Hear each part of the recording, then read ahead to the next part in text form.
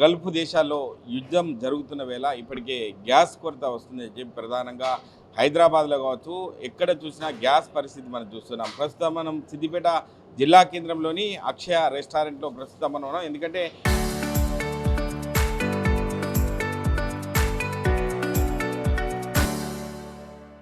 Gas అనేది important. ఇక్కడ సిద్దిపేట వచ్చే కస్టమర్ల వారికి ఖచ్చితంగా ఒక గ్యాస్ ఉంటేనే ఇక్కడ వంటలు వండి వారికి ఒక ఇష్టమైన రీతిలో ఒక భోజనాలు అందించే పరిస్థితి ఉంది. కాబట్టి ఖచ్చితంగా అక్షయ రెస్టారెంట్ అనేది అందరికీ సుపరిచితమే. కాబట్టి ఖచ్చితంగా గ్యాస్ పరిస్థితి చూస్తుంటే చాలా ఇబ్బందులు ఎదుర్కొనే అవకాశం ఉంది భవిష్యత్తులో అని చెప్పి ప్రధానంగా అందరూ ఉలిక్కిపడే అవకాశం ఉంది. కాబట్టి ఖచ్చితంగా ఈ యొక్క సివిల్ సప్లై అధికారులు కావచ్చు, గ్యాస్ ఏజెన్సీ అధికారులు కావచ్చు, రాబోయే రోజుల్లో మాకు ఎటువంటి ఇబ్బందులు తలెత్తకుండా ఉండాలని చెప్పి ప్రధానంగా ప్రతి ఒక్క హోటల్ యజమానులు ఇటు రెస్టారెంట్లు అందరూ కూడా ఖచ్చితంగా మాకు సరైన సమయంలో గ్యాస్ను అందిస్తే మేము వచ్చేటువంటి కస్టమర్లకు ఖచ్చితంగా మేము ముందుండి పనిచేయడానికి సిద్ధంగా ఉన్నాం. ఎందుకంటే వచ్చేటువంటి కస్టమర్లు ఈ యొక్క హోటల్ ఇష్టం ఉంటేనే మా యొక్క హోటల్కు వస్తుంటారు, వెళ్తుంటారు.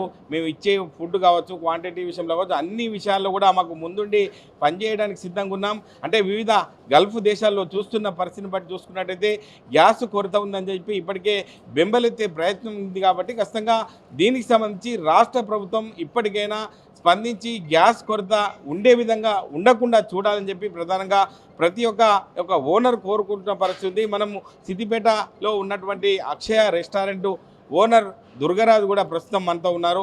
వారిని అడిగి తెలుసుకుందాం. సార్ చెప్పండి, అంటే ఇక్కడ చూస్తున్నాం ఇప్పుడు గల్ఫ్ దేశాల్లో చూస్తున్న పరిస్థితి చూస్తుంటే అంటే ఒక గ్యాస్ కొరత ఉందని చెప్తున్నారు. మీరు ఎట్లా ముందుకెళ్తున్నారు, ఏం చెప్తారు? ఇప్పటికైతే చాలా ఇబ్బందిగానే ఉంది. అంటే ఇప్పుడు అంటే మనకు 2-3 రోజుల వరకు స్టాక్ ఉంది. ఇప్పుడు 2-3 రోజుల తర్వాత ఎట్లా ఉంటుంది అనేది కూడా అంటే అర్థం కాకుండా పరిస్థితి ఉన్నది. మా దగ్గరనైతే ఒక 30 నుంచి ఒక 60-70 మంది పనిచేస్తూ ఉంటారు. ఇప్పుడు మనం హోటల్ నడుపుకోకపోతే వాళ్ళు కూడా శాలరీ ఇవ్వాలన్నా కానీ ఇబ్బంది అయ్యేటట్టుగానే ఉంది. సడన్గా గ్యాస్ బంద్ అయితే అంటే వీళ్ళకు గ్యాస్ మీద వండడం అలవాటు అయిపోయింది. తర్వాత ఇప్పుడు సడన్గా మనము వేరే ఆల్టర్నేట్ చూసుకోవాలంటే కూడా అంత ఈజీగా ఏం లేదు ఇప్పుడు ప్రజెంట్ అయితే. అంటే గ్యాస్ అధికారులకు సంబంధించి మీరు ఏజెన్సీలకు వెళ్తుంటారు, గ్యాస్ కావాలని చెప్పి మీరు కూడా రిక్వెస్ట్ చేస్తుంటారు. కాబట్టి వారు ఏం చెప్తున్నారు సార్ మీతో? అంటే ఇంతకుముందు అయితే గ్యాస్ తీసుకోమని చెప్పేవాళ్ళు. ఇప్పుడు గ్యాస్ అడుగుతుంటారు, అడ్వాన్స్ పెడితేనే కానీ గ్యాస్ ఇస్తున్నారు, లేకపోతే ఇవ్వట్లేదని. నేను ఇప్పుడు ఇవాళ కూడా ఒక 10 సిలిండర్ ఒక 50,000 డిపాజిట్ పెట్టి తీసుకురావడం జరిగింది. ఒక 3-4 రోజులకైతే నడిపించాలి. తర్వాత ఎట్లానే దాన్ని ఈ మధ్యలో ఆలోచన చేద్దామని చెప్పి చూస్తున్నాను. అంటే ఇప్పుడు మీరు ఇచ్చేటువంటి వెరైటీల్లో కొన్ని 300 నుంచి 400 వరకు వెరైటీస్ ఉంటాయి. వాటి అంటే భవిష్యత్తులో వెరైటీస్ ఏమైనా తగ్గించే అవకాశం ఉంది అనుకోవచ్చా? ఏం చెప్తారు ఆ విషయంలో? ఇప్పుడు చైనీస్ ఇండియన్ అయితే ఇది లైవ్ కుకింగ్ చేయాల్సి వస్తుంది. దీనికైతే గ్యాస్ ఉంటేనే పని చేయగలదు. బిర్యానీ అంటే సరే వేరే దగ్గర అయినా కట్టెల పొయ్యి మీద వండుకొని తీసుకురావచ్చు. కానీ చైనీస్ ఇండియన్ అయితే కొద్దిగా ఇబ్బంది అవుతూ ఉంటుంది. ఇప్పటికీ ఉమ్మడి మెదక్ జిల్లా వ్యాప్తంగా అక్షయ రెస్టారెంట్ అంటే ఎవరికి కూడా తెలియని వారు ఉన్నారు. కాబట్టి అంటే ఒక రుచులకు ఒక పేరుగా చెప్పుకోవచ్చు అక్షయ రెస్టారెంటే. అంటే కస్టమర్లకు మీరు ఏం చెప్తారు సార్?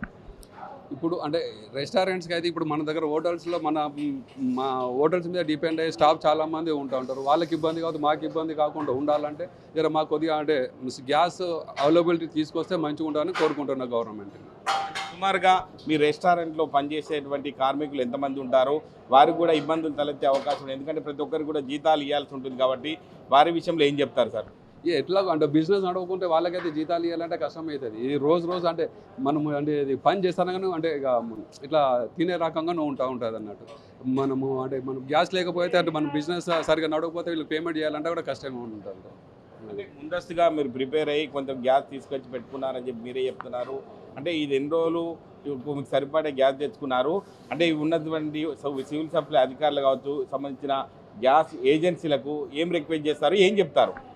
ఇప్పుడు ఉన్న గ్యాస్ అయితే మాకు ఒక 4-5 రోజుల వరకే సరిపోతుండొచ్చు. దాని తర్వాత కూడా అంటే మనకు గ్యాస్ అందుబాటులో ఉంటే మాకు అంటే మా స్టాఫ్ కానీ మాకు కానీ ఇబ్బంది పడకుండా ఉంటుంది. అంటే ఇది పరిస్థితి. అంటే ఇక్కడ చూస్తుంటే మాకు 3-4 రోజులకు సరిపడేటువంటి గ్యాస్ను మేము సమకూర్చడం జరిగింది.